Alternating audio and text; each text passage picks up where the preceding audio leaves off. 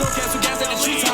Why you thinking of? He got ski mop. I up top, now I guess you get re-rock. She get D in the line, feel like flesh cops. I be slanging a 3, feel like red socks.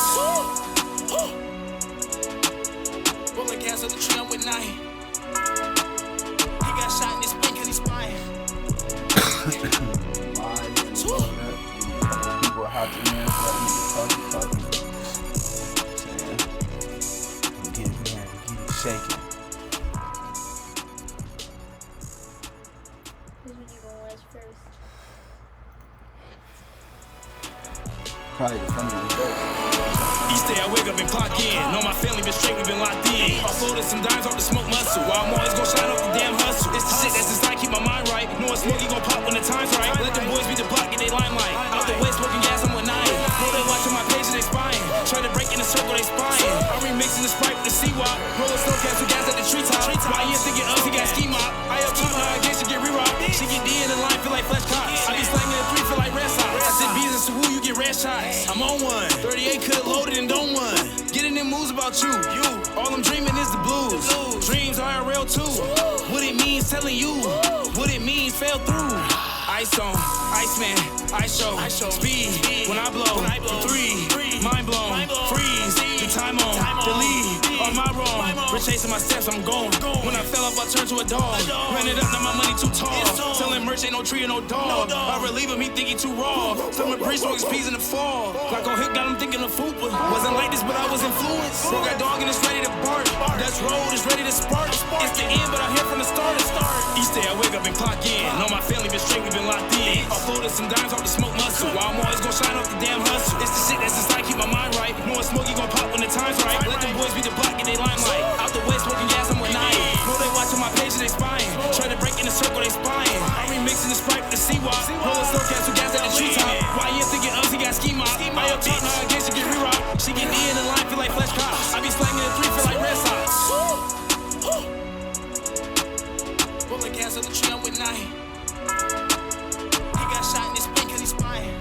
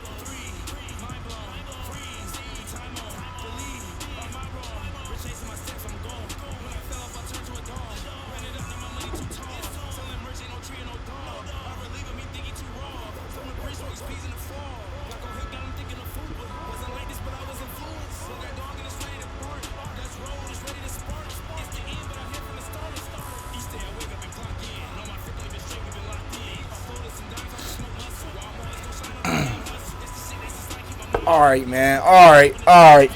Let's go ahead and hop into it, man. We about to go ahead and tap straight in.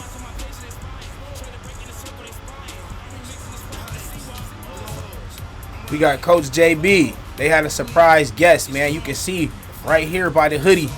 He got the wrong white lady. Coach JB, you know you dead wrong. You fooling, bro. It's supposed to be Mary Kay. You got Mina Kimes on that hoodie, blood. What you doing, Coach? Coach JB, you know you fooling. My boy got bread, lettuce, tomato. He over there whipping up. Let's go ahead and tap in with Coach JB, man. Look like they got a special guest tapped in, bro. Let's go ahead and run it up.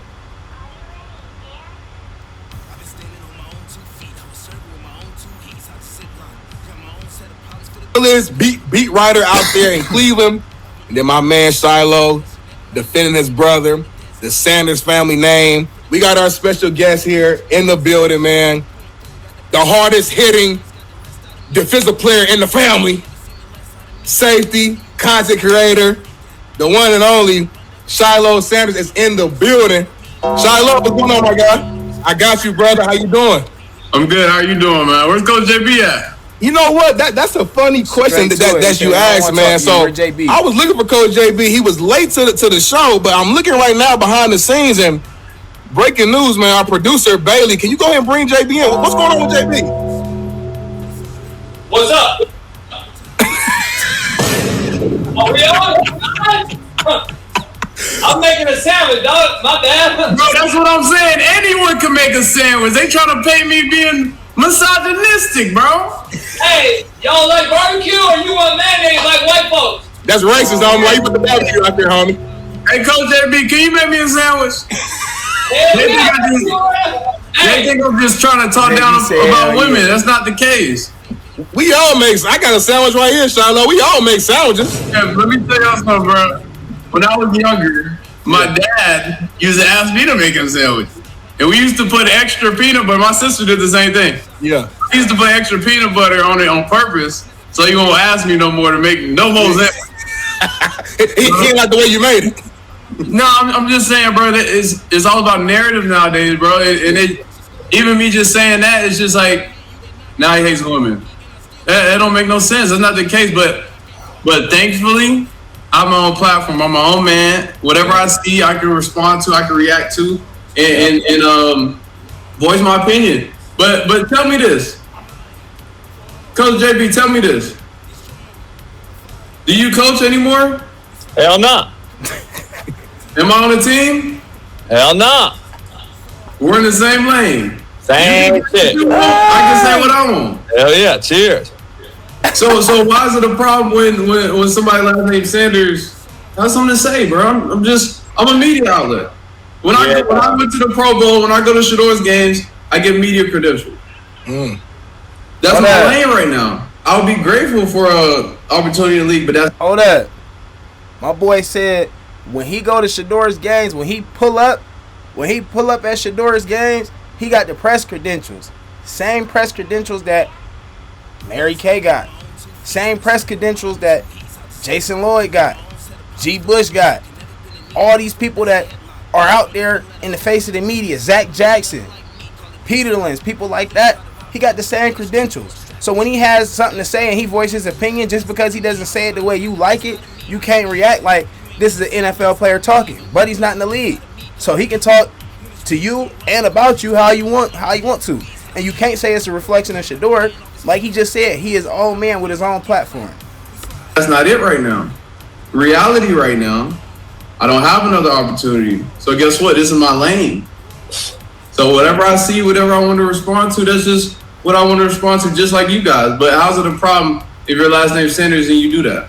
Smitty make me a sandwich every day on the show. I don't, you know, like shit. Oh, man. Oh, he cooked you, Smith. You better get in there, boy. But the difference. Here's the thing. I saw you respond about making the sandwich, and I was like, first thing I did on the show the next day, after you and I talked, I said, Smitty, the motherfucker defending his brother. That's what he should do. Like, it had nothing to do with nothing else. And he was being funny, using make me a sandwich, and motherfucker take it out of its context and then try to cancel a cat. Like, that's immediately what we do. I've been canceled, so I already know how. I love Coach JB, bro, because he can really get with him. Now, we can do as much as we want to as our community. We can talk about it. We can combat it as much as we want to. But it really hit different when you get somebody from that side that's laying out y'all BS right in front of y'all. When he's laying out the stuff that y'all doing right in front of y'all, man, that really hit different. It hurt, don't it? I know it do. Tough.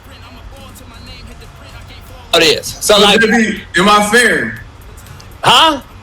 Am I fair? When I seen you saying that about Shador a long time ago, fair. You had the wrong picture. You had the wrong narrative. I told you, you was like, hey, man, thank you. I hope your family's doing good. It's respect. Yep. Hey, people don't understand, Shiloh. They think like they act like me and your dad don't know each other. They act like we don't talk. These cats are so worried about division that they don't realize that we can have great conversations and disagree, then create better conversations. Like this, what grown folks do. These cats think we all hate each other. It's on media. We disagree every day on the show. Yeah, Smitty's like, man, you'll never. Smitty's. But the reason why that's the case is because division sells, controversy sells. Everybody getting along, kumbaya, and talking about different things, that don't sell. That don't push the needle. That don't push the gas forward. What push the gas forward, what gets views, is controversy. Stuff like this. This is what make everybody tap in. You going at Mary Kay. Oh, what's Mary Kay gonna say back? What are you gonna say back? That's what sells, bruh. So that's why it's gonna be pushed. Of course, that's why the narrative will be pushed that way. It's only natural that's how it works. He's like, you'll never get Shiloh on. Number one, because you white. Number two, because you say you talk shit. Like, shut the hell up. Me and Shiloh talk all the time. Me and Shiloh talk all the time. We grew up watching you. We grew up watching you. So he was on here talking crazy too? Oh, Smitty? Yeah. I defend the Sanders family 24/7. Smitty love y'all. Smitty scared to say. Hey, Shiloh, Smitty can't say nothing against Dion or you or Shador because he can't say nothing. I show love, homie. I like what the family built. You know what I mean? Exactly. Number one, I just like to see it's beautiful shit. It's great. We don't have a lot of examples out there like that to see. Just the beautiful family out there. Everybody successful. Everybody thriving. Everybody showing love. Shit ain't gonna always be perfect, but that's real life. None of us perfect, but it's cool that y'all crumble just being out there and showing that confidence and showing y'all are. So I've always been supporting. Confidence. It's the confidence that people just don't like. But guess what? I don't have a reason. I don't not have the platform to say what I want to say. Right. Yeah. I can say what I want to say. You know what would be cool? And my dad was telling me this. He was like, you'd be a good, like, if I was doing sports commentary, like analyst. You know what I'm saying? Every former athlete has a platform where they talk about sports.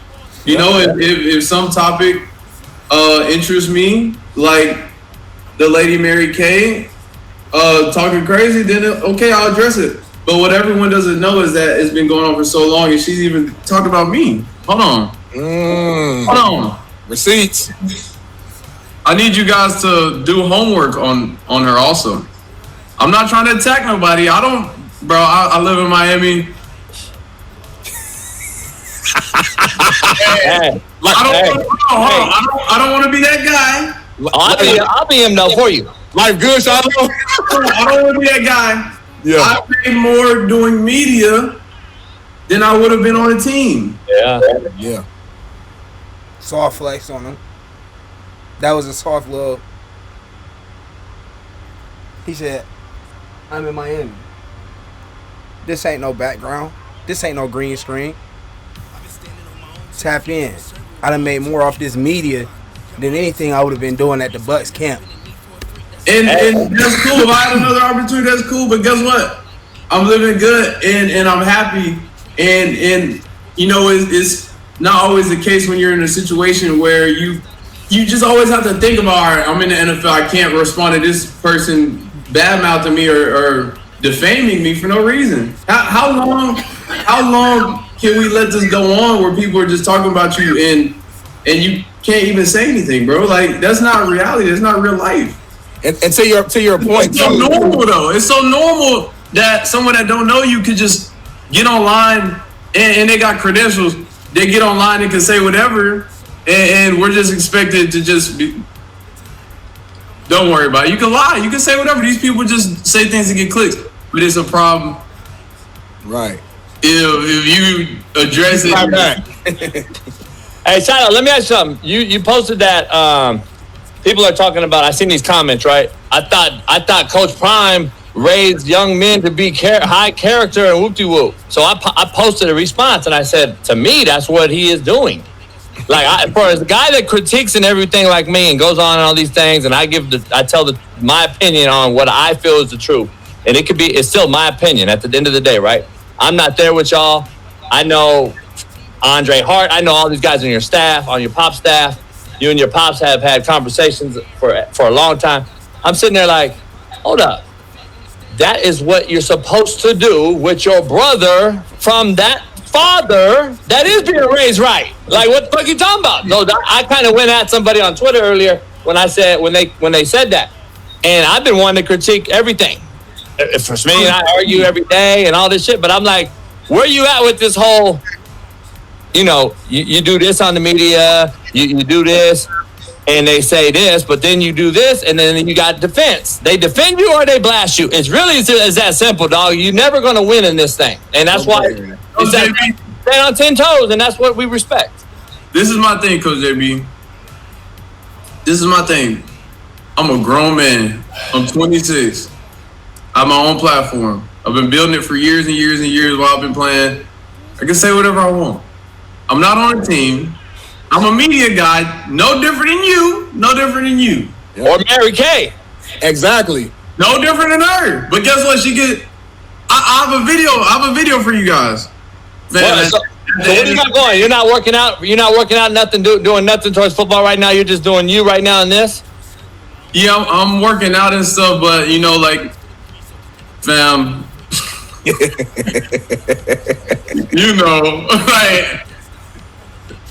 I ain't get no call. Hey. He blackballed, man. You already know what that is. Ain't nobody trying to bring Shiloh on. They don't want to deal with it. They don't like Prime, bro. It's as obvious as that. Hey, go ahead, baby. Pop it in. Shiloh, we got it for you. Pop that in. That he's going to have to do to catch up or leapfrog Dylan and some of the other guys. You can't be just thinking. You've got to know it. So hopefully he's at home with Shiloh and he's barking out plays to Shiloh and barking out the terminology like, what do I have to do anything? What do I have to do? I didn't mention you. I'm at home chilling. I didn't mention you. What do I do? When was this? Hold up. Mary Kay mentioned Shiloh well before Shiloh ever said anything to Mary Kay. Let's go ahead and run that back. Hey, go ahead, baby. Pop it in. Shiloh, we got it for you. Pop that in. that he's going to have to do to catch up or leapfrog Dylan and some of the other guys. You can't be just thinking. You've got to know it. So hopefully he's at home with Shiloh and he's barking out plays to Shiloh and barking out the terminology like, what do I have to do anything? Terrible. What do I have to do? I didn't mention you. So this is a classic example of throwing rocks and then running and say, oh, they're throwing rocks at me back. Oh, they're coming to beat me up. You was just picking with them folks. You ain't telling the side of the story where you went and picked with them folks first. Then you got your butt whooped and came home and tried to say somebody did something to you. No, you was barking up the wrong tree. Somebody got back right with you, and now it's a problem and you can't take it. Boy, that's that privilege. I'm trying to tell you. I'm at home chilling. I didn't mention you. When was this? This was last year. Okay, this was last year. If you don't mention me, at least put in a good word for me to get a little spot on the team. Right. Because I feel like she was trying to be shady a little bit. Like, that's how it came off. If you want to mention me, at least help me get on the team so you can really mention me. And then I can't say nothing back. Let me ask you this. Do you think because of your pop's name, and I mentioned this before, do you think because of the last name or because of who Deion Sanders is and everything that he brought to Colorado, the fame and fortune that happened like boom, instantaneously, they automatically attach you to, all right, Shiloh could do, we attach every name under the Sanders family tree. Like they're going to say your name regardless. Do you feel that's what it is? That's fine, but guess what? When your father is one of the greatest, if not the greatest to ever do it, that's just what happens. And, it's just going to be like that. So, I mean, hey, they can hate on me, but why didn't your dad do nothing? Right. She had a white dad. White daddy, Shiloh, white daddy. She had a white daddy. Let me tell you something. Do you think, because I know what's going to happen. She came at you a year ago. You came and you're not holding grudges. You came out and said, make me a sandwich. Make me a sandwich because you're defending your brother current day now. They're going to say, Shiloh coming at her because she went at him a year ago. I'm telling you, that's what they gonna do. That's what these motherfuckers, these weirdos do online. That's fine. I'm just like you. I'm just like her. I'm a media guy. If I see something that interests me, I can talk about it. It didn't interest me back then to say anything. I didn't even see it. I didn't even care. And you was playing. You was trying to make a team. I don't care about nothing.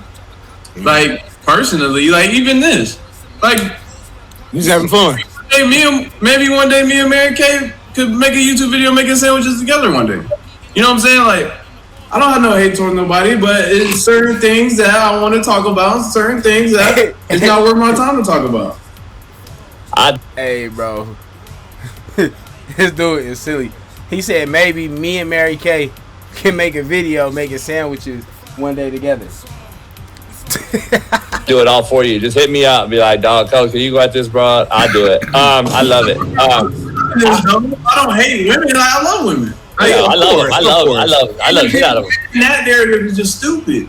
Yeah, I love them. And we can't be in a space where every single time we criticize a woman that we hate them. It's like, no, they're in the space where they're beat writer. They're starting to coach a little bit now. People gonna make comments. You're gonna criticize. Paris, we got some fine little sisters in here. They love us. The women love us. The women love us. Who's mad at you whenever you be going off? You said me? No, Coach JB. Say what? Come on, for real. Say it again. Who hates on you when you go off? Everybody. What do you do about that? I own it. I love it. He responds. This is your lane. This is your lane. Yeah, my shit get hard. I yell at Smitty. I take it out on Smitty. Why? I take it out on Smitty. Here's the thing. Whoa. Hey, what, JB? The hell JB say? Who hates on you when you go off? Everybody. What do you do about that? I own it. I love it. He responds. This is your lane. This is your lane. Yeah, my shit get hard. I yell at Smitty. I take it out on Smitty. Why? I take it out on Smitty. Here's the thing. Like, dog, Pac-Man Jones, right? Him and your pops are he calls your pops dad. Pops. Pac-Man and I are super, super tight. Dog, COE, content over everything. That's the world we live in right now. I don't understand why these cats get so mad about it, and they really are trying to take a president of the United States' life. Fucking people getting shot at every day for having a difference of opinion. I'm so happy that you on this show right now because people don't realize what we can do like on a larger scale.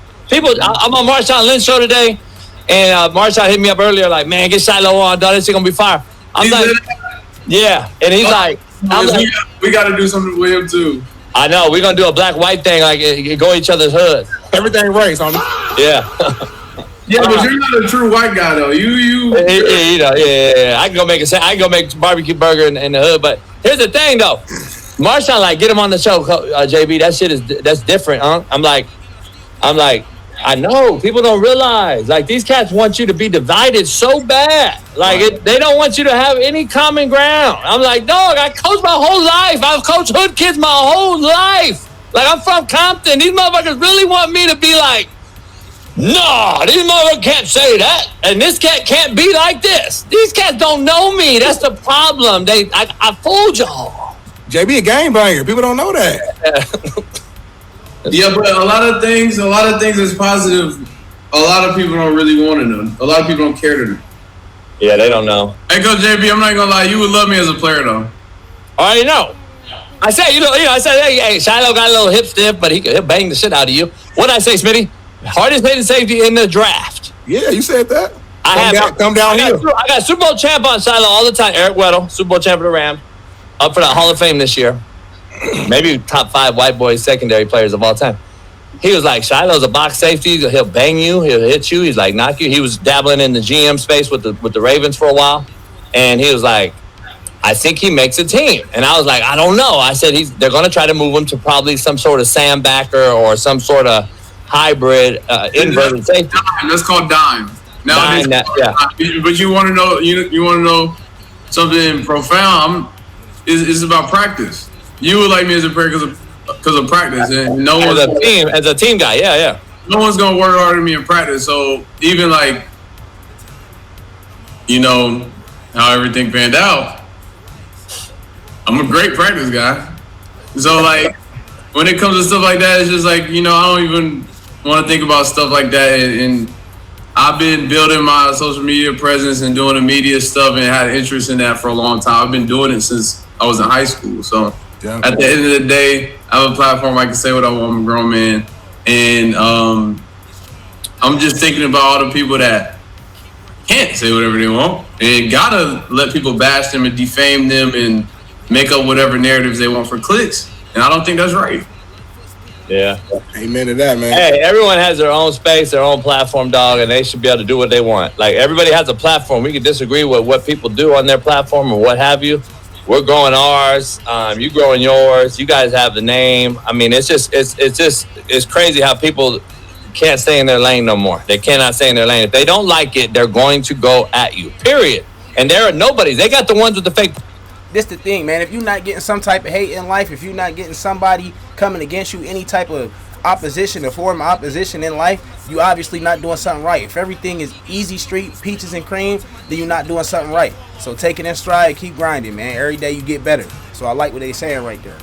Profile pictures and the fake following. We don't have to do that shit. We're all organic. I've always been that way. So we don't even see none of that. We don't care about none of that. Whatever I do is what interests me, and that's so great about my life right now. I can choose whatever I want to do, and I'm happy with everything. I could wake up and say, I'm going to go to the beach today. I could wake up and say, Mary Kay's getting on my nerves with all this talking. Let me say something a little bit. Yeah. It's no bad intent, Like, I don't have no hatred towards nobody. It's just media, and sometimes you see something, you want to react to it. It's nothing more than that. yeah. Let me ask you this, though. Is there any real story that's come out of that building, the Cleveland Brown facility, that says Deshaun Watson is the starter? Because I haven't. I can't. I don't know nothing about the building. All right. Smooth. So that was a quick breakdown, man. Coach JB and them just went ahead and had Shiloh on the show. That was a great little piece. You know what I'm saying? A little tidbit, a little bit of line of information as far as what Shiloh was thinking, how Shiloh was moving, how he was grooving and thinking as far as when he came at Mary Kay. I honestly like his point of view. Do I agree with, the whole make me a sandwich thing? No, not necessarily. It was funny to me, and it's getting views. That's what it's meant to do. So it is what it is. Everybody gonna run it up. They gonna make it a big deal. We know that. But honestly, we all worried about the quarterback conversation, right? We all want to know what's gonna happen. Who's gonna win this quarterback competition? Who's gonna step up and show that they the franchise guy? Who's gonna be taking the snaps week 1? So, who better to hear it from than that boy himself, Todd Monkey. Courtesy of 92.3 The Fan. Shout out to 92.3 The Fan actually doing their due diligence and getting Coach on here today. Let's see what Coach had to say. Long time, ladies and gentlemen, new head coach Todd Monken in studio with us as we get ready for a 2026 NFL season. Coach, thanks for joining us. Appreciate you having me. You can watch him live on YouTube, 92.3 The Fan on YouTube. First off, how do you feel after the draft? Fantastic. Did you find it odd that you were asked if you got the best offensive lineman in the draft, considering he was the first offensive lineman off the board in the draft? For sure, we feel like we got the best offensive lineman in the draft. And it was, I would imagine. And I said it afterwards that how cool was it that we were able to trade back and get 2 other picks and still get the player that we were looking to take, when we were drafting at 6. I'm hearing a lot of good things. And I thought the first 2 days, I was just... Ken and Anthony Lima. Don't y'all piss me off now. Y'all do all that quarterback mumbo jumbo, acting like y'all know what's going on in the building. Ask the man. Don't beat around the bush. Ask him. Don't ask him anything but something about a quarterback. Ask him.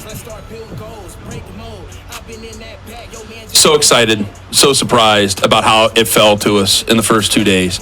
And then day 3, Parker Brailsford's a guy that you guys are really excited about, this center out of Alabama. Can you tell us a little bit more about him? Well, I think if you get beyond the size, I think that's the sticking point for some teams. He falls below the line in terms of size that they want. Mm-hmm. For us, I don't see it that way. I think Tyler Linderbaum was not the biggest center and he just got $27 million per year. We like athleticism. If you turned on the tape from last year and you didn't know it, it wasn't an issue. Now, there'll be some things, obviously, if you get a 0-nose and you're playing some odd teams, it's not ideal, but there's ways of working around that, and we were jacked to get him when we did. Coach, your role in the draft room, I know there was an embedded reporter that was kind of laying out, what you were saying at times. I'm sure not all of it was something you wanted everybody to be privy to, but just you getting to be in these rooms over the years, how has your role evolved from, hey, you're an offensive coordinator to now the head guy, the head coach, and how much were they leaning on you? Well, the role changed before the draft more than during the draft, I would say. At that point, Andrew's making the selection. That's what he's paid to do. I mean, he's the general manager. Would he run things by me and say, hey, this is what I'm thinking? Or I'd say, what are you thinking? We're 5 picks out. What are you thinking here? Well, we're thinking this. If not, we're going to make this trade. We're going to do this. What I was super impressed with was how proactive Andrew is.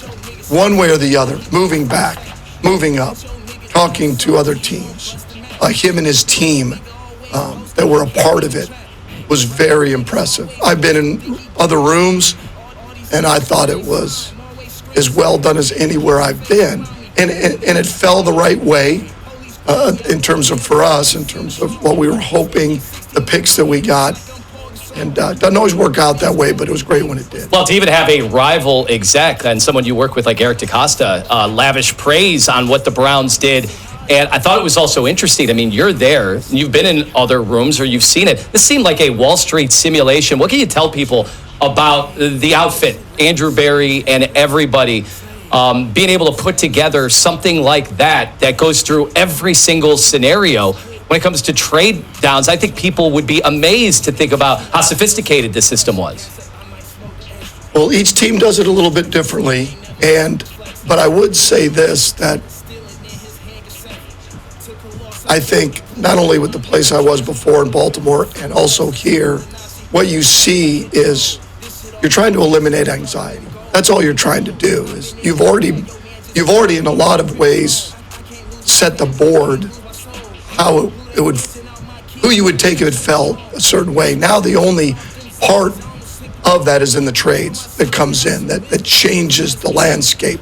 If nobody ever traded, it would be easy to just fall like, all right, I'm picking this. But when the landscape. So we just spoke on this on the last video. We spoke on this yesterday, man. The draft is not set in stone. Okay, boom, we're picking here. This is the guy we want, and we're getting this guy. Somebody can take your pick. Somebody, as he just alluded to, can trade up and replace you. And now they took the guy that you wanted to take. AKA what happened to the Steelers and Eagles with, what's his name? Mekhi Lemon. So that's the same exact thing. In the draft, it doesn't go exactly how you think. Like I said, there is a level of randomness. There's a level of uncertainty to the draft. So as you're picking these players, as you're making these picks, you have to be fluid. You have to be able to move. Okay, they just took our guy. Well, now our next highest rated player is this. He might not be at this position, but we're going to move up and get him. Things of that nature. Let's let Todd keep cooking, man. It changes.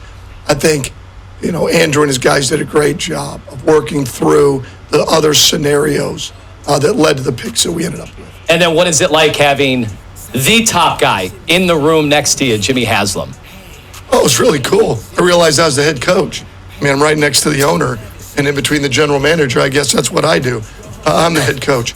But really, at that moment, besides a sounding board, I was just there for the fist bumps and second guy on the phone. That was really what I was there for. And again, that's their job. And I've said it a million times, just like Andrew's going to trust what we do on 4th and 1, we're going to trust the picks that he makes, and now it's up to us to develop the players. Do you think, Todd Monken joining us in studio, how important is play calling? And the reason I ask it is because in my world, okay, Boy, if y'all ask this man about this Mary Kay article where she just said Deshaun Watson was leading the quarterback competition, why y'all scared to ask? Y'all was just running off at the mouth yesterday. Now y'all tiptoeing around the conversation. Ask the question. Stand on it. Put that same level of emphasis, that same level of bass in your voice. What is you doing? Why ain't we standing 10-toed right now? Now we twinkle-toeing around. Ask the man the question. If you win, you will get zero credit. We won't even think about it. If you lose, there will be call after call about what you did on third down. Now, we're just watching on Sundays. He knows, I know, there's a lot of things that goes into that the general public doesn't know. So on the base of everything, how important is play calling during a game? Well, my wife always says, why don't you just call the plays that work? Seems so simple. Why would you ever call plays that don't work? Which I would agree with that. It's more fun that way. I think where it really becomes critical, just like I would say even in the draft, is when the landscape changes. Mm-hmm. Just like in the draft, trade proposals, making decisions, when the landscape changes in a game, whether it's situational, 2-minute, 4-minute, are you going to go for it? Or are you not? Adjustments. Okay, that's one thing that Kevin Stefanski was always criticized for, was his first 15 would come out and we look like the most well-oiled offense in the league. His first 15, the first scripted plays, he would come out and be killing it. Absolutely amazing. Kev is doing his one too. But then as the game progresses, we're still doing the same thing. The other team has made adjustments to stop what we're doing, and we haven't changed anything. We're still doing the exact same thing. So what coach is alluding to here is, during the game, you have to make adjustments. Okay, if they've now started off in the dime set, but now they've moved backers into the box in order to stop the run. Okay, well, now we have to spread them out. Let's try and get them in a position where they think it's run, play, action, boom, and let's get them over the top. Let's do some different things as far as motion. Let's get some orbit motions out of the backfield. Let's get some different things, some jet fakes. Malachi Corley out of the backfield. Different things in order to get the defense on their toes. Let's not just keep running the exact same thing because it's our system. Let's be fluid. Let's be mobile in our attack. Does that make sense? No, they don't get it. Talk to him, coach. When are you going to run a trick play? When are you going to take chances? I think that's when it comes up. Calling rundown plays, I mean, I'm calling it off the sheet. I mean, there's variances of what you're going to call run, pass. They're all on there. We all think they're pretty good. To me, it comes down to reminding yourself touches, who you want to get the ball to. That can certainly get, you can get clouded, looking at the whole call sheet of who you need to get the ball to. So, I think it's important. I think it's a little bit overblown, because if you've got good players and you've done a great job during the week in your preparation, so the players, and you've created a system that lets their talent shine, I think that's really the most critical part of it, is during the week and developing a system and getting really good players. So then Sunday is just a byproduct of the work you put in. You've been a play caller, you've been an offensive coordinator a long time, and I know you've been a head coach before, okay? But I think I've seen in some cases around the league where guys, they go from offensive coordinator to head coach, and they sometimes get caught maybe not managing the game maybe the way they should. You're in the area where you go from yards and points to like, hey, I got defense and special teams, I got to take care of each other here. How do you plan on balancing that on a Sunday as the head coach now? No, it's certainly a challenge. There's no way around it. I still find myself every now and then referring to myself like I'm the offensive coordinator. You just do. When I'll say like we, it's like, well, hell, I'm in charge of it all. And ultimately, I'm now in charge of winning. When you're a coordinator, you're in charge of scoring or stopping them. When you're a position coach, you're in charge of developing your position room. That's it. The winning is now solely on the head coach. Mm-hmm. So that is a part of it. I've already been through it for 3 years at Southern Miss. So we're going to find out. Todd Monken, head coach of the Browns. I love that, bro. Even kill, straight up, though. We're going to play ball. We're going to find out how it's going to go. Like, it's different. I've been doing it. I'm used to it, but this is definitely different. Either way, though, we're going to find out how it's going to go. I love the energy, Todd. I love the energy.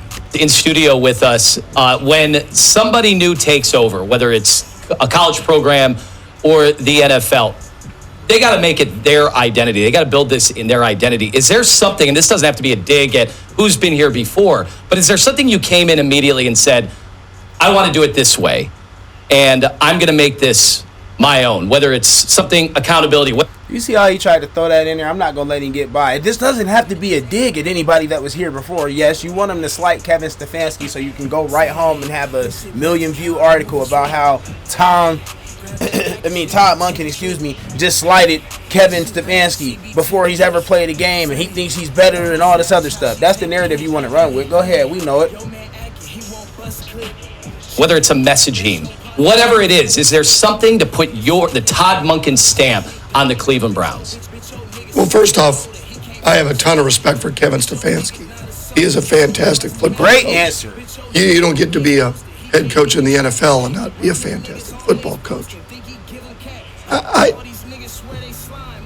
An identity is a little bit strong. I've said it before that I think I've said this a ton of times, but I really believe this. As much as I love winning and I hate losing, I despise crappy football. And I just think that it's just such a bad look for coaching. It just is. You look dumb as a coach when you put bad football on the field. You want it to look like you want it to look like. If we ran power 62 plays in the game, they might be pissed off that we ran power 62 times. But if it looks like that's our identity and we're going to be a physical team and it looks like you want it to look like, you can live with it. But when you go out there and if you're jumping off sides, you have 10 on the field, you got 12 on the field. How many times have we been screaming at our TV sets, screaming at our computers, our desk, wherever we're at, listening to the radio? How are you jumping off sides? How is it a false start? Every drive, we got to start the drive with 2 false starts. Every time we get a big play, it's a holding coming back. How many times did Quinshon Judkins, how many times did he get the ball last year, break for either big yardage or a tug, and they called it back because of a hold? Little discipline things. How many times has that killed us as a Browns team? So I love to hear that from the coach as well. We didn't hear that from the last coach, did we? No, we didn't. Quarterback has anxiety at the line of scrimmage. Guys are going the wrong way. And that's an indictment on coaching. And that's an indictment on us. So that's the starting point. You want to give yourself a chance. And that's give yourself a chance. More games are lost than they're won. And that's the starting point for us as a team. Todd Monken joining us in studio right now. So I want to, again, clarify. And I think you've said this before. You do want to have a starting quarterback on your team that you know is on your...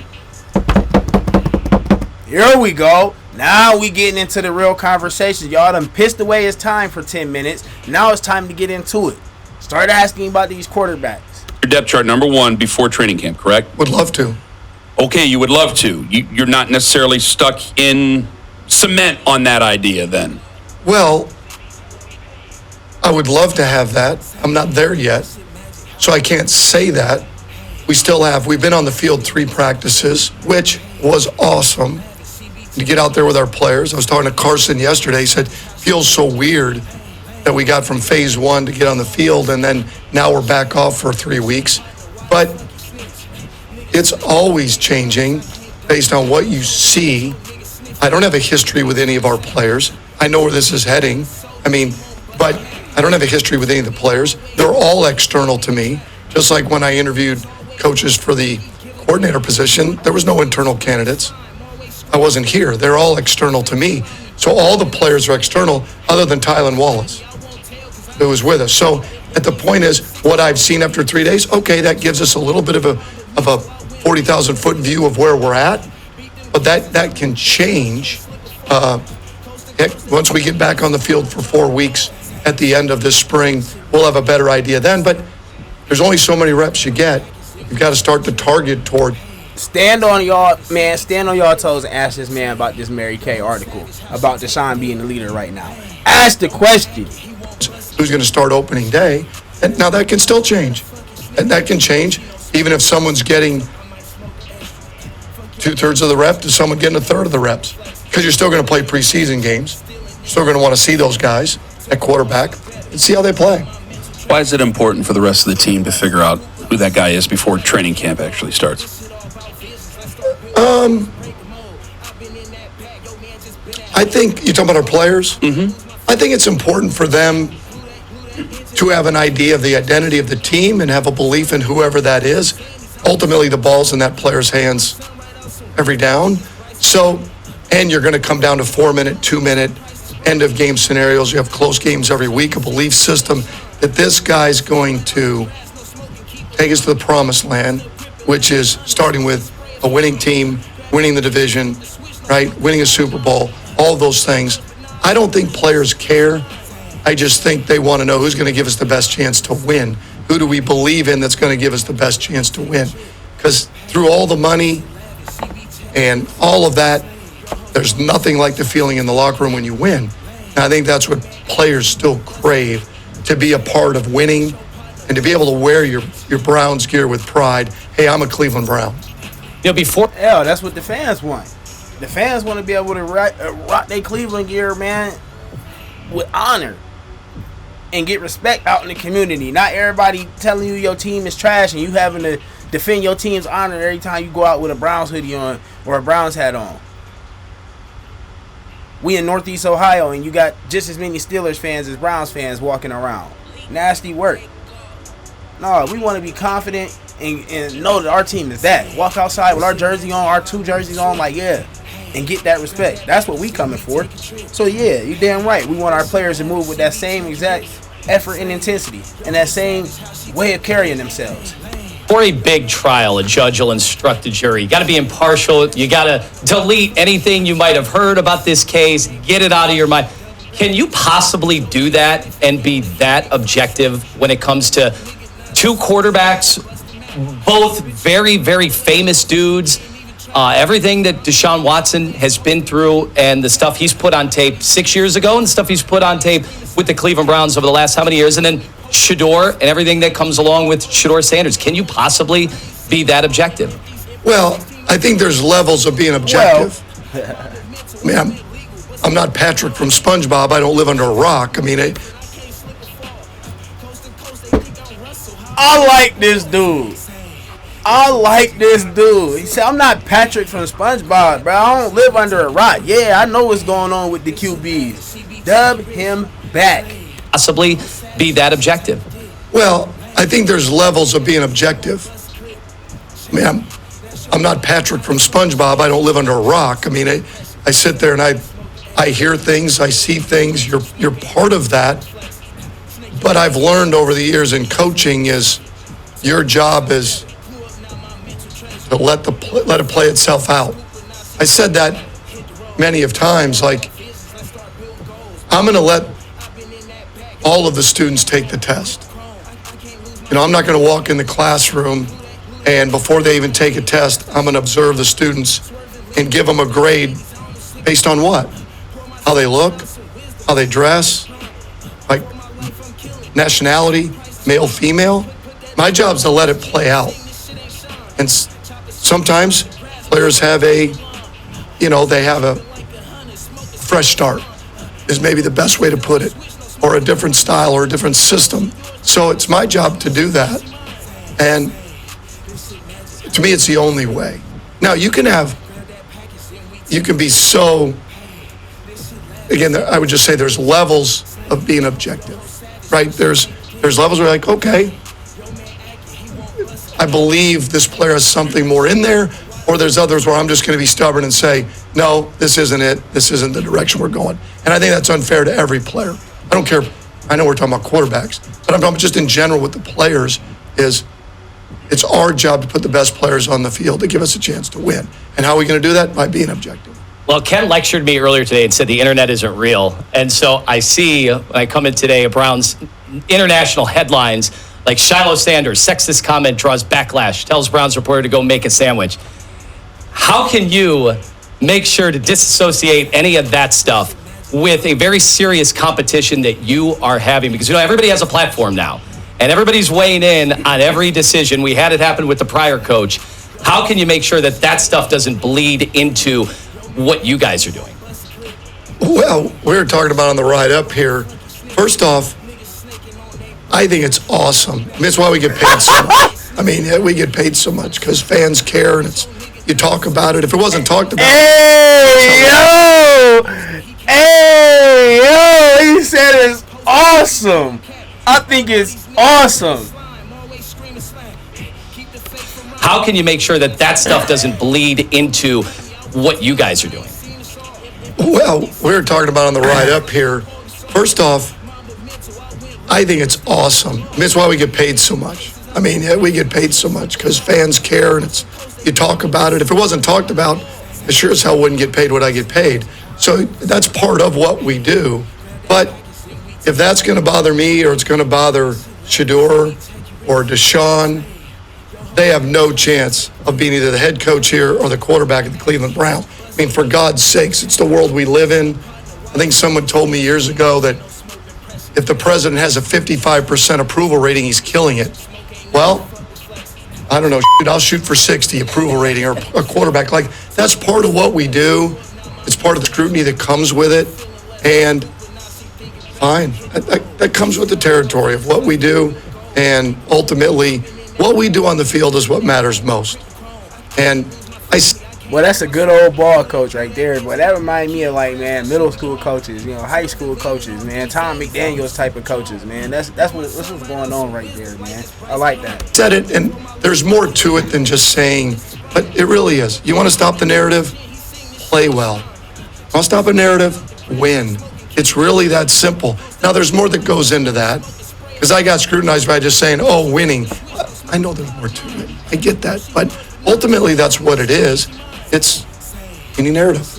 You don't have to talk to anybody about that stuff, making sure that stuff doesn't enter into a psyche, or, hey, I kind of don't want family members saying this type of stuff because, we've got our football team to worry about. Do you have to address the team at all about that kind of stuff? No. I don't. That's a man making a comment on social media. That's someone reporting something they believe. Oh my goodness. I love how he gives Shiloh his credibility, though. He said that's someone reporting on what he believes. He believes Mary Kay is tripping on his brother. It is what it is. It don't shake the ground around here, dog. We worried about playing football. Damn it, this is the kind of coach you want right here. We ain't falling for the narratives. We ain't falling for the bait. Todd Monken out here cooking, man. I'm telling you, we ain't even played yet, but every time I hear this dude talk, man, a breath of fresh air for the organization. A breath of fresh air for the organization. Shout out Todd, man. Yeah, keep cooking, bro. That's their opinion. Fine, I'm my opinion. Fine. I didn't say that. I ain't saying our daily inner workings with the quarterbacks and the players is going to mean more than what is said outside of there. Ultimately, do I believe that our players look at social media? Of course. Do I? Yes. I mean, do most of us? Yes. That's the world we live in.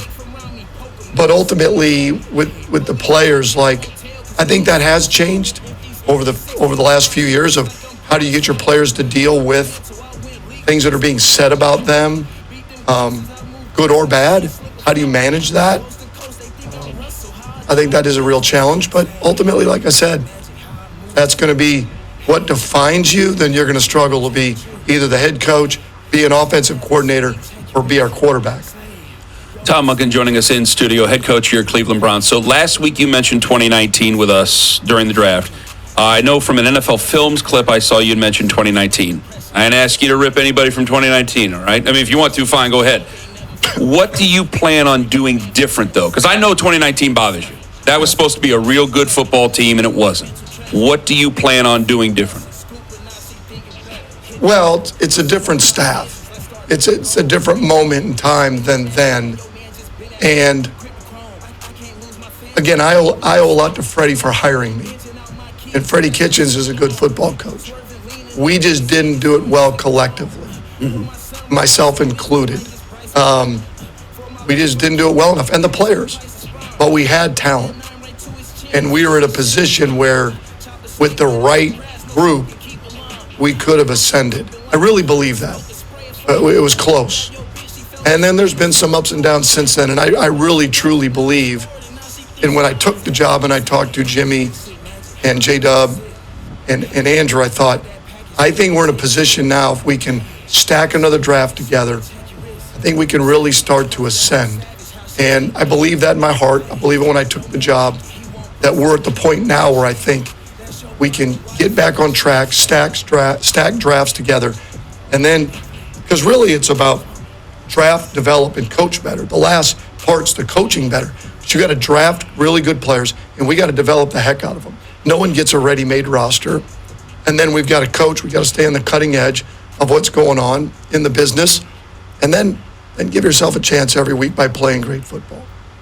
All right, I got one more quarterback question for you. This is different, though. How do you plan on making Taylon Green? Because we actually got in a shouting match with each other on Monday over Taylon Green. So you're saying a shouting match was only on Monday? It feels like it's kind of commonplace here when you guys get into like a little bit of a shouting match only one day. What time are you driving in together? I was just driving in earlier, and I heard you guys. But you see YouTube. So I don't know how we discern between what days are shouting and what days aren't. Fair. But okay, sorry I cut you off. No, you're fine. You're You fine. see how his face turns different hues of red. Yeah, exactly. Depending on the threat level I'm of the with discussion. you. I get the same way, so I appreciate that. I see 6'6", monstrous athlete, okay? And I'm going, well, he's drafted as a quarterback in the 6th round. I don't give a damn. He's a quarterback. He starts off a quarterback. Well, I got the head coach in front of me here. How do you plan on mixing this guy into the offense? Because this is a hell of an athlete we're talking about here who can do a lot of different things for you. And I know it's like, hey, he's got to make the team, then we got to figure it out. But how do you plan on getting him acclimated to the offense, getting him acclimated to the football team, everything? Well, you nailed it. How do we get enough reps to assess where he's at? That's the hard part. But in the 6th round, there was a lot to like with this player. His character, his work ethic, his athleticism, how far he's come as a thrower. Number of people stood on the table for him. So now, first things first, let's see where he's at in terms of command of the offense, command of, okay, what skill set he has that is his superpower. I wouldn't say that it's running yet because I haven't been around him. You would say that, boy, he's athletic, he's fast, he can do some things with his legs. Let's see where he's at. The real challenge is in a given practice is how are you going to tailor to what he does when initially you just want to see what he has. That makes sense. So the reps he's going to get may not play to his strengths per se because you want to see what you have as a complete player.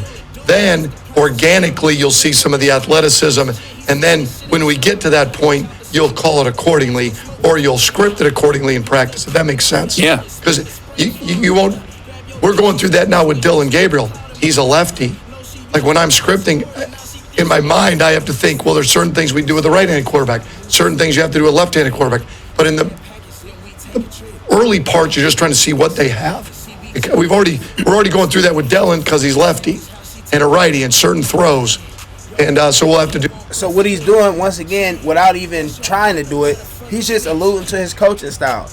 He likes to tailor things to his talent. Whatever talent he has, he's going to cater the game plan to be able to try and make those talents successful, to enhance and to show, enlighten on those abilities that said players have. So if he has a speedy, quick, offense, then he's going to do a lot of quick gadget things, get the ball out of people's hands fast, get people the ball in space. If he has deep over-the-top speed, long, lanky, over-the-top, rangy speed, then there's going to be a lot of different type of concepts, some scissors, some posts, different things that he's going to do to be able to get those long players over the top, get them across speed, that track speed, using that long distance speed. Same thing with the tailback. So we got an inside tailback that likes to power it downhill. Well, then we're going to be running a lot of inside zone. There's going to be a lot of ISO work going on. But if we got a home run back, well then we might be doing a lot of outside zone, a lot of stretch, things of that nature. We might be doing things to get the back involved. But that's a hell of a way to explain how you might use Taylon Green as far as tailoring a system with the reps you have available, because we're not going to go out of our way to just give him all these reps. But with the reps we have available, trying to figure out what he's good at, what he can do, what he can't do. Simple as that. Do that with the young man we drafted. But you talked about character, and it seemed like reading a lot of the reporting, the orange dot, the prevalence of that, making sure to really identify the guys that are good character, could be great for the culture. Is that really important for a first-year head coach in establishing a culture? Because we know in the NFL, can't all be choir boys, right? And so you got to take some chances here and there. But it seemed like this draft was definitely highlighted with a bunch of orange dots. Well, if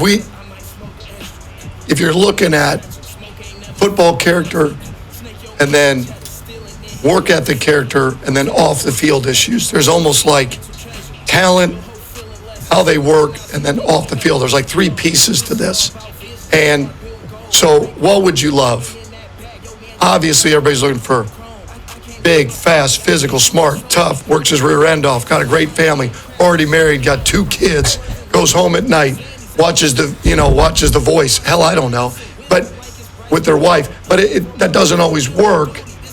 But you'd love to have great football character along with the work ethic that allows them to develop faster. The self-awareness of where they're at as a player, where they want to get to, able to set goals, right? Has a coach-be-coach mentality that embraces coaching, correction, fighting everything that gets in the way of winning football, be that individually or collectively as a team. The more guys you get on the team that feel that way and work in that direction, to me, the better off you're going to be. I know we gotta get you out of here soon. You got a lot of stuff on your schedule, like getting ready for the Derby. Did you ever know that your love of horses is what made... He about to get into a horse conversation. We're not worried about any of that. We'll fast forward through a little bit of that. But real quick, he's talking about the quality of players that he's trying to bring in. Everybody he's bringing in is dogs. When you go look at how they play, their play styles, they're aggressive physical receivers, aggressive physical linemen, aggressive physical defensive players.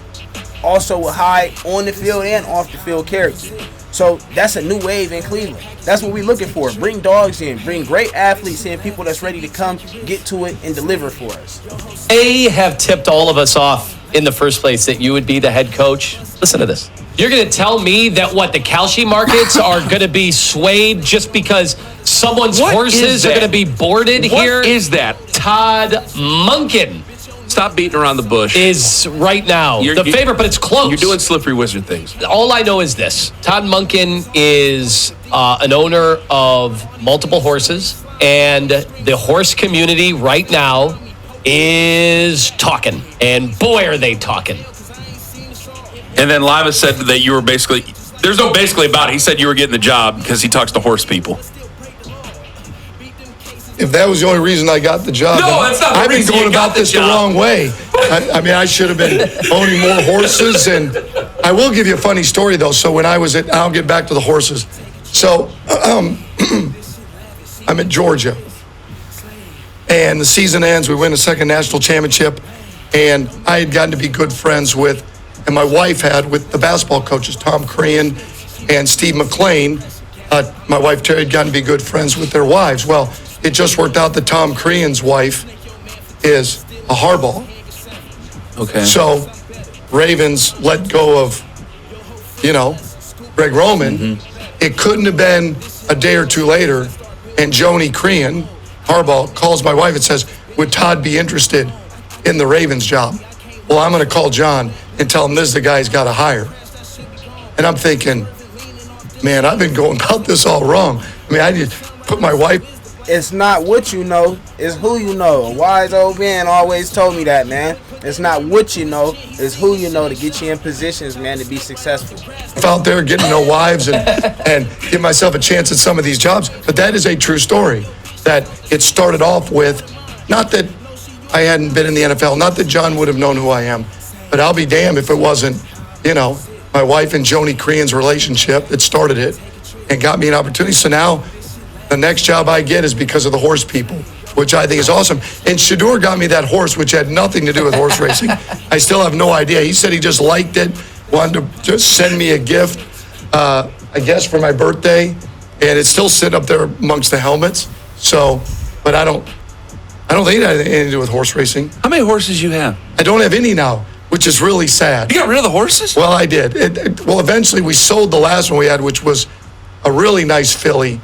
But eventually we got rid of it with the idea of her becoming a brood mare.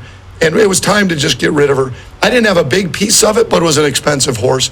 But I started back in horse racing when I got here in 19 with Matt Shire, a trainer out of Louisville. He's boarded at Churchill Downs. He's from the area, played basketball in the area, and I started then. So it's really been a 7-year deal off and on with thoroughbreds, and so I really enjoy it. I enjoy the betting aspect of it. I like the tactical aspect of it, of trying to figure out a race, how it plays out, a lot like play calling or designing a game plan. So it's just a hobby that I have that I enjoy, and everybody has something that they enjoy, whether it's fixing the yard or woodworking or golfing, and I like horse racing. That is okay. I'm glad you just got rid of the horse because you were just getting rid of the horse. I didn't want you to get rid of the horse. Like, you people can't keep a secret, so I can't keep the horses here or anything like that. I'm glad that was the reason. No, I don't have them in my backyard. You don't actually own them. They don't have a field where you go out there and feed them. They're down at Churchill Downs and in a barn, like in a little stall. And what I did find out, though, that the ownership part of it really isn't as cool as you'd think. I like it, but it feels like, for instance, you either need to pick the horse or feed the horse or clean up after the horse or ride the horse or train the horse. In my opinion, it feels like you're a part of it. I've been in coaching. Like, when the horse wins, there's an almost part like I actually now know how, like, Jimmy feels or an owner feels. Like, you're from above, you provide the resources, the funding, and you have the same frustrations that an owner has, but you don't have anything really to do with it. You're not the day-to-day part of it. Yeah. And that's hard when you're used to the day-to-day of it, because then you're, as an owner, you're sitting there when the horse isn't winning, and then you get a bill that says that the filly needs like a new blanket, and it's like, well, let her be cold. She's not winning. I mean, what the shit? Or the horse needs dental work, and you're like, the horse isn't smiling in the winner's circle. I mean, hell, forget the dental work. You start looking at every bill, and you start trying to figure out, like, why aren't we competitive? What is it? The cool thing that the trainer I've had, Matt Shire, is I've been in the business of that, so I understand that. Yeah. I'm not an irrational owner when it comes to when a horse doesn't perform. I go through it on a daily basis and a yearly basis. Do I like it? No. Do I understand it? Yes. But my wife would prefer that I don't get another horse. But I'm open for business. If there are any trainers out there, Matt's been slow to get me another horse. So I'm talking more Churchill. As much as I love Thistle Downs, I'm not really thinking the Thistle Down Racino. I'm not putting a little downer on Thistle Downs Racino, but I'm looking a little upgrade there, more towards Churchill. Do you have a favor for tomorrow? I'm still working through it. A few days ago, I was on Renegade. I'm like, okay, I like the turn of foot. I obviously had it a few weeks ago and bet it, really felt good about it. Obviously, it's an absolute, in some ways, a guess with 20 horses coming out of the gate. Now, it's changed since they went to one main gate as opposed to two for the horses on the inside. That makes me feel a little bit better about Renegade, but it's so hard to drill down on a 4 or 5 to 1 with 20 horses. Mm-hmm. My man Chuck Martin in Miami of Ohio, who loves horses as well, he's got it down to a science. So what he'll do, and of course I've bet the Derby for now about 25, 30 years, and I think I've made money like 2 or 3 times. I mean, that's about it, and I've bet on it. I'd be retired by now if I didn't get into horse racing, but Chuck will pick like 2 or 3 horses that are 10 to 1 or higher, and he'll pick them to finish first or second in an exacta with the field.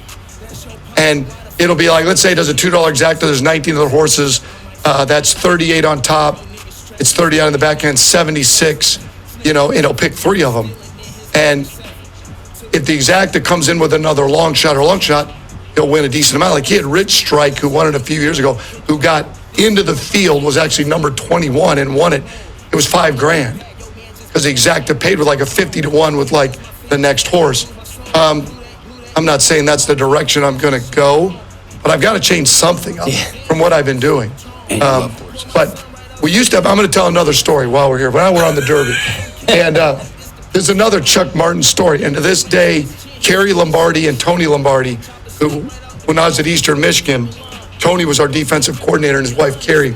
So back then, you didn't have phones. You couldn't bet on the phones. You had to be a real degenerate to go to the track. So we would have a Derby party at Eastern Michigan. And Chuck and I would drive up to Northville Downs, a buggy track, and we'd bet everybody's bet. We'd get everybody's bet for the Derby. We'd drive up there, bet the Derby. Mm-hmm. Well, on the way back, we're 20 minutes down the road, and Chuck Martin says, man, we forgot to make Kerry Lombardi's bet. She wanted charismatic for Kerry. And I'm like, screw it, we'll just book the bet. We'll just tell her we made it. It was a $5 bet. Oh, no. We'll just book the bet. You know, you and I together. Okay, fine. No one knows but us. Everybody else has their bets. We're good to go. I'll be damned my God. if down the stretch, Larry Colmus, whoever's calling us, goes, and down the stretch, it's charismatic. And we're looking at each other like, you've got to be kidding me. It's like at 30-1. And at that time, $150 for us was a decent amount. Yeah. I mean, now screw it, fine, whatever. But back then, it was like we had to pay her cash, and we're the only ones that knew that we didn't make the bet. We made the mistake, didn't make the bet, and Charismatic won the Derby, and I don't we know. were at $150 or $155, whatever the heck we paid. I can't believe you love horses this much. This is outstanding. Yeah. Coach, I wish I had more time. We got to let you go. You've been wonderful with your time. Thank you so much. And obviously, we'll talk to you during training camp. We're wishing you the very best. Thanks for coming in. Appreciate you guys and all your support. I mean, it makes the sport go. I mean, all right. So that was wonderful. That was great. I love the fact that Coach Todd Monken kind of let you into his character, let you into, how he sees things. They kind of tiptoed once again around that quarterback conversation. They didn't ask who was the guy right now. They didn't ask if Mary Kay's report was accurate. Why not? Why wouldn't you ask? Because you know that report isn't accurate. You literally had Todd Monken there the day after the Shiloh controversy. The day after her report got millions of views. Did you ask him, was it right? No, you didn't. And we purposely sat here and watched the whole thing just to see if you guys were going to ask. And you didn't. So that's a shame on you. That, to me, gives us all the credibility as far as New Cleveland media in saying, Mary Kay, you're lying. You're just putting things out in the air, and I hope you got paid well for that article because it did numbers. Other than that, it's worthless to us. It don't mean nothing to us. Don't change nothing for us. It is what it is. Let's go ahead and see, before we get up out of here, what my boys on the Ultimate Cleveland Sports Show was talking about real quickly here. So, Mike, what do you got for us? Yeah, we got a little bit of breaking news to end today's show, and it's not really news, it's more of a report, but a breaking report from our friend Mary Kay Cabot. I'm going to read the first two paragraphs from the article she just put out minutes ago.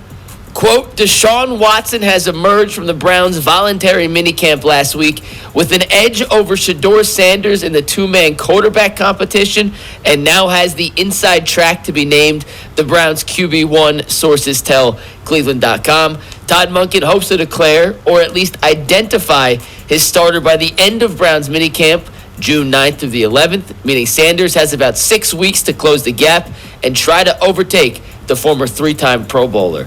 According to Mary Kay, Deshaun now has the inside track. Your guys' thoughts on what Mary Kay is reporting? I'm not at all surprised. I said yesterday, I thought he had an excellent chance to win the job. Yeah, not surprised. Everyone in that building, it's. We already know what our two friends here, my boy Jason and State Trooper Stash, my boy Dustin, which is nasty work. You got to stop it, bro.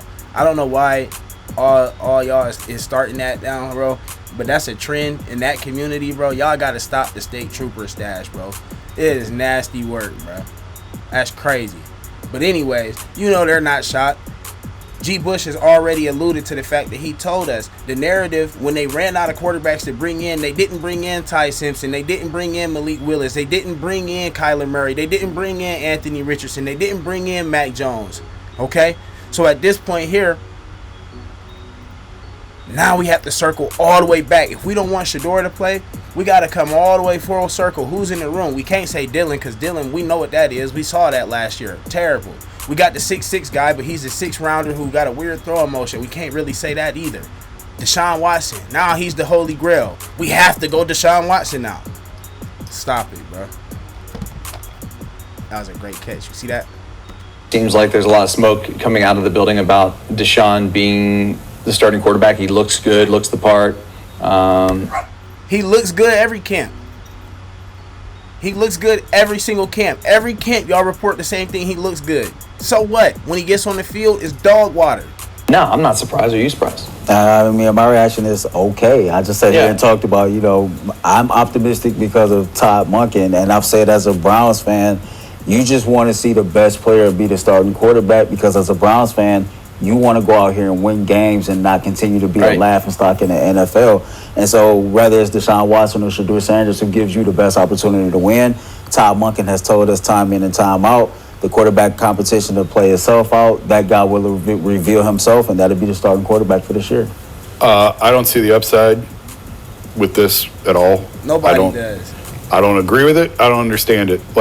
And I know I've said things about Shedeur that people don't like, but I've been consistent. If you're going to make me... Let's be clear. You've hated on Shedeur from the start, and you've been salty that you've got as much hate as you've gotten, but it's been well-deserved. So take it on the chin. Take it in stride. Keep making your money. Write your articles. Pick between Deshaun and Shedeur. There's no contest. For me, it's Shedeur every time. Because do I think it's a wide path with Shedeur? No. But I think there is a path. I don't see any path with Deshaun. What's the path? I mean, for me with Deshaun, I was a guy that when the Browns made the trade, I wanted the Browns to make the trade. Yeah. I was all on board at the time. He was a top 5 quarterback playing on a bottom 5 team. And so the Browns might have thought they were top 5 or 6 team at the time, and if they add Deshaun Watson, it can take them over the hill. Well, a lot has taken place since that happened. I do trust the fact that Deshaun Watson is ready to compete. I do trust the fact that he's going to do everything in his power to become the Browns' starting quarterback. I have lost faith in the overall mission, though, when it comes to Deshaun Watson. Can he stay healthy? Can he still perform at that high level? And those are things that I'm not as confident saying about Deshaun today as I was a couple years ago. I think if anything, if it's... Okay, I got to stop him there because my man Earl the Pearl, shouts out to Earl the Pearl and shouts out to UCSS and 92.3 The Fan. They gave us a lot of content today and they never trip on the copyright, so we appreciate them. Shout out to them, and we love and respect y'all. We going to get on y'all, you know what, every single time y'all come with some BS. But other than that, shout out to y'all. But Earl the Pearl is being clean. He on there with 2 of them, you know what I mean? So he got State Trooper there with him. He can't really get on him how he want to get on him. That's why he had to get over to the Final Cut. Shout out to Final Cut. Go watch that with G. Bush, Tyvis, you know, them boys, man. That's them boys. Go watch that. He be having some guys on. He just had Doughboy on last week. You know what I mean? So, without further ado, let's go ahead and dive into Deshaun Watson versus Shedeur Sanders, man. Let's look at this right here, though. Let's go ahead and take a look at this. Hey, courtesy of the Dogs, a Cleveland Brown podcast, man. Courtesy of them boys. Shedeur Sanders was statistically, factually better in his last 7 games than Deshaun Watson was in his last 7 games. So they'll tell you how good Deshaun Watson looks. But let's think back, Browns fans. What were we looking at when we saw Deshaun Watson?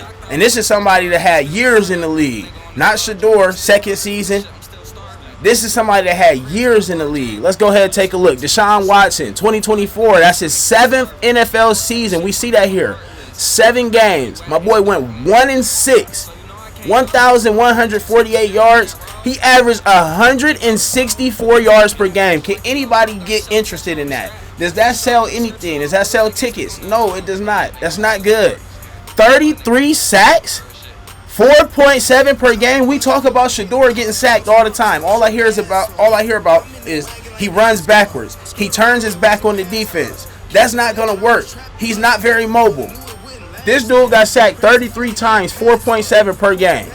He had 148 rush yards, 1 rushing touchdown. He averaged 6.3 yards per scramble. Okay, that's mid at best. 5 touchdowns, 3 interceptions. Okay, that's in 7 games. Terrible. Terrible, terrible, terrible. From a 7th-year starter, Take that into account too, folks. 7-year starter. Now, let's scroll down. Let's see Shedeur. Take a look at Shedeur. 7 games. He went 3-4. Deshaun Watson did what in 7 games, folks? 1-6. So as we look at it, Shedeur already better on the record. 1,400 yards passing. Okay? Deshaun had 1,148. Shedeur had more wins, more yards. Yards per game, 175 yards per game. Deshaun Watson, 164 yards per game. You're beating him there. Now, mind you, this is a rookie that got no reps, no first-team reps. This is his first time throwing to any of these people. Deshaun Watson, this is his 7th year, going through the whole the whole training camp, the whole mini camp, OTAs, the whole process. He's used to this. What's going on? 7 touchdowns, 10 interceptions. His INTs got to come down, but 3 of them is off of Jerry Jeudy drops, and a couple others is questionable. Then he made a couple bad plays too. We ain't gonna say you ain't make no bad plays. We give everybody critiques around here. You did throw a couple BS balls. You're still playing better than Deshaun. 23 sacks, 3.3 per game. Now all we hear about is how much Shedeur gets sacked. Shedeur is terrible in the pocket. Pocket awareness this. He can't identify the rush. Why is Deshaun Watson getting sacked more than him in his 7th NFL season? You don't think he would be able to get the ball out of there faster and process faster? No, he wasn't processing jack. 23 sacks for Shedeur. 169 rush yards. 1 TD. They say he can't move. Well, damn. You were moving better than Deshaun was his last outing, weren't you? 9.3 yards per scramble as compared to 6.3 yards per scramble. We can see the 6.3 yards per scramble right there.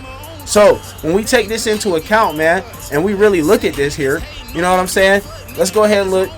Give y'all the nice little full screen. Nice little full screen of him there. Bruh, there's no comparison on upside.